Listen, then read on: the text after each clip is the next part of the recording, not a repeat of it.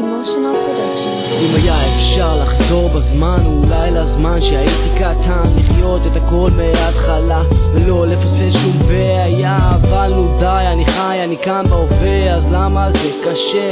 לא משנה, תילחם, זה מה שאמרו לי, אז אני עושה. לפעמים הראש שלי מוצף, צונאמי של מחשבות, אני עף, העדף הזה כל כך חזק. אם אני הולך אחורה אני עוד יותר נדפק. בוא תסביר לי בכמה מילים, רוצה להבין אבל לא מבין מלמולים, אז די לחלום, די לדבר, אני עכשיו אעשה את הכל בסדר.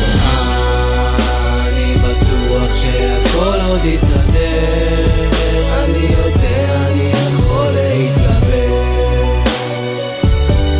אז למה לפחד? אני לוקח עוד צעד ולא מוכן. אני בטוח שהכל עוד יסתדר, אני יודע אני יכול להתגבר, אז למה לפחד?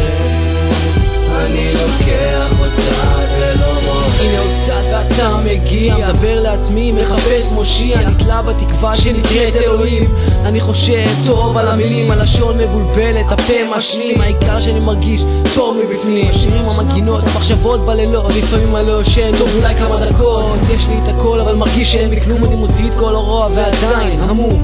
אבל נו די, אני חי, אתה שומר עליי, אני יודע שאתה שם מסתכל עליי. אני חושב שהכי טוב זה ללכת לישון, אני מסתכל למעלה וזוכר את הפזמון.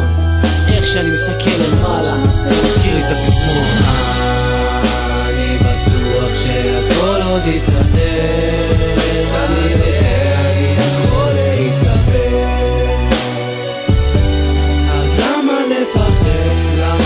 אני לוקח עוד צעד ולא מוכן. אני בטוח שהכל עוד יסתדר, אני יודע אני יכול להתגבר, אז למה לפחד? אני לוקח עוד צעד ולא מוהר.